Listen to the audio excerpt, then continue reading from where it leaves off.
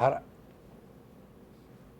aquí de nuevo con Antonio Siriasco, profesor universitario, vicedecano de Economía de la UAS. Hoy vamos a hablar de presupuesto, profesor, ¿verdad? Así es. Ayer se presentó el proyecto de presupuesto de la Nación para el próximo año. ¿Cuál es su impresión general que usted tiene sobre esto? Mira, Adalberto y Susana, el presupuesto formulado para el año 2021 es un presupuesto con preocupación. Preocupación en el sentido de las autoridades en bajar el déficit. Todavía relativamente es un déficit alto, mucho más alto que el que se planteó en el año 2019, incluso en el presupuesto original de este año 2020. Es un presupuesto de 1.037.000.000.000 de pesos. Supera con respecto al presupuesto original, que fue 997.000 millones, alrededor de 40.000 millones adicionales. Pero yo creo que hay un elemento importante, es precisamente ir tratando de adecuar el déficit del sector público a las estimaciones de ingresos. Porque mira qué ocurre. Yo creo que aún así los niveles de ingresos que se formularon, o por lo menos que se han anunciado, son un tanto optimistas.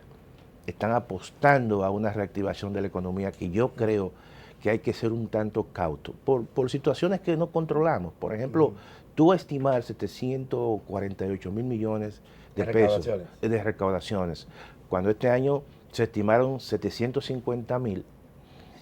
Yo creo que en el año 2021 todavía las amenazas y los elementos que provocaron esta crisis van a estar presentes.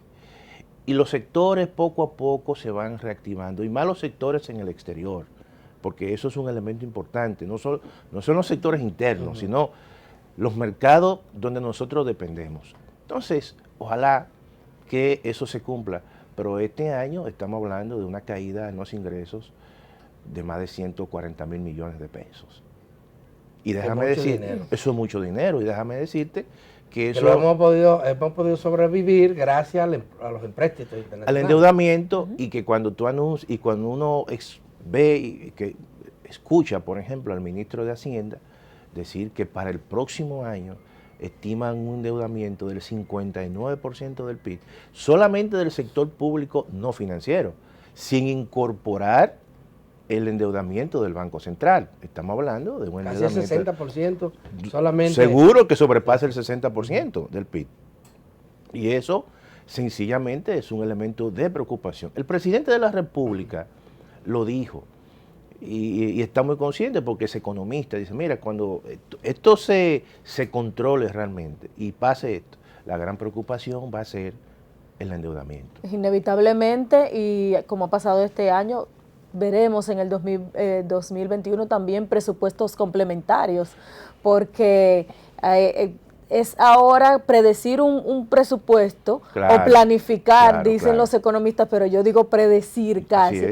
Es totalmente incierto. Es incierto. Mira, Susana, exactamente, todos los pronósticos que uno puede hacer siempre caen dentro de un mar de error muy grande. Y eso implica que posiblemente, como tú has dicho, el presupuesto del próximo año 2021 pueda hacer que se le añada un presupuesto complementario, precisamente por eso, por las recaudaciones. No estamos seguros que el país, que las autoridades puedan recibir 748.000 millones de pesos, por muchas situaciones, porque no tenemos la seguridad, la certeza que los sectores económicos puedan ir incorporándose a la velocidad. Pero es probable que estén previendo que a mediados de año se produzca una reforma fiscal, vale decir, un incremento de los impuestos. Mira, eso va a depender de qué tan rápido sea la recuperación de los empleos. Porque hacer una reforma fiscal en un contexto con un alto... Como la hora es imposible. Es imposible. Se cae el gobierno. No, y déjame decirte lo siguiente. Decimos se cae el gobierno. Claro. Pero hay otros países que lo están haciendo. No, pero lo están haciendo. Caso de Argentina, por ejemplo. El caso de Argentina es un caso muy peculiar.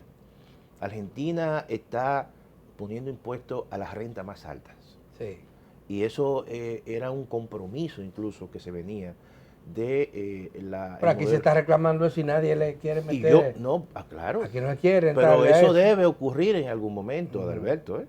O sea, no podemos nosotros sencillamente establecer una reforma, un pacto fiscal, sin tomar en consideración que los sectores que más ganan en el país son aquellos que tienen que pagar más. Esa es la realidad. Pero ese es el deseo, porque sabemos que aquí las reformas fiscales se han hecho como parches del momento. Estamos sangrando por aquí, le ponemos un parche. Estamos sangrando por aquí, le ponemos otro. O dejamos o abrimos la llave cuando necesitamos Lo que el sucede, flujo. Entonces, Susana, es no se piensa a largo plazo. el pacto fiscal y la reforma fiscal son muchos los intereses.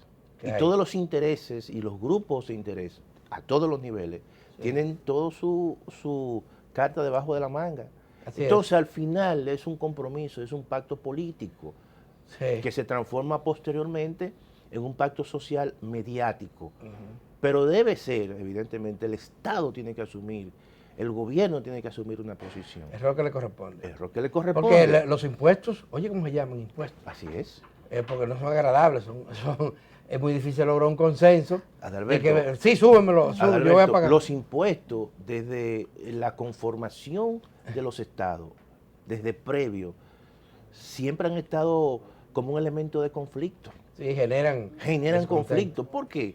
Porque los reyes utilizaban realmente la imposición, por eso es el concepto de impuesto. ¿Para qué? Para financiar guerra. Claro. Entonces, evidentemente, eso generó... Y mantener la monarquía. Y mantener la monarquía. Sí. Entonces, yo creo que eso se ha mantenido durante mucho tiempo en el imaginario. La gente dice, espérate, cuando se fijan impuestos, es como que nos saquen dinero de la cartera. Bueno, pero parece que el gobierno va a tener que recurrir a eso, porque de alguna manera, necesariamente, si no va a tener muchos más problemas que lo que están planteados en el presupuesto. Ahora hay un tema, profesor. De acuerdo a lo que dijo el ministro de Hacienda ayer, porque uno no ha visto todavía el documento completo, se está priorizando salud y educación, y eso es correcto.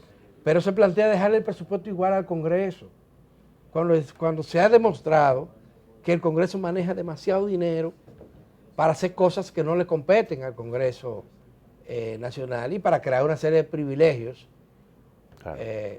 O seguir manteniendo una serie de privilegios. Para seguir manteniendo. ¿Por qué dejárselo igual? ¿Cómo te explica eso? Mira, yo creo que ahí viene el liderazgo de los gobernantes.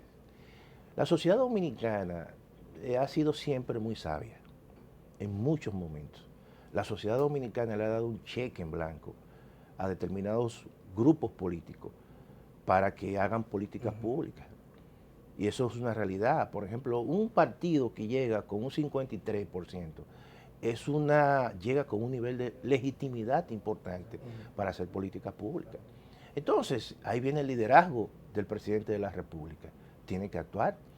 ¿Quién domina el Congreso? Bueno, el partido de gobierno. Entonces, ahí hay que actuar sobre la base de tener un plan y una visión buscando el bien común. Por lo tanto, en tiempos de crisis, y debemos aprovechar esta coyuntura para precisamente ese tipo de situación que se han presentado y que han venido siendo criticados por una parte importante de la sociedad dominicana, donde hay privilegios en actividades que no son rentables socialmente. Porque el Congreso, es verdad, juega un papel importante, es un actor importante en el concierto político e institucional, pero dentro de sus funciones. Pero cuando tú entonces distorsionas eso, dándole una serie de recursos y privilegios que no lo tienen otras instituciones, soslayando incluso funciones de otras instituciones, yo creo que hay que actuar. Y eso es del sentido común. Por lo tanto, yo creo que eso es un elemento que el partido de gobierno tiene que actuar en ese sentido. Si no, obviamente que la sociedad se lo va totalmente a reclamar. Parece que no lo va a actuar. Si quiere el Poder Ejecutivo ha podido reducirle el presupuesto, eso porque se ponen bravitos de una vez los senadores. Eso es un problema, pero se supone que ahí tiene que actuar la visión del bien común y al final la gran mayoría de la sociedad se lo va a reconocer. Pero ojalá que cuando se piense en impuestos se trate de gravar menos a la mayoría y gravar a los que sí pueden pagarlos. Pero lo más importante, Susana, es que cuando se piense en impuestos, se piense en buenos servicios públicos. También. Así es. Se acabó el tiempo, pero volveremos a encontrarnos mañana aquí, señoras y señores. Así que les esperamos para que sigamos con 1+1, el principio y fin de la comunicación.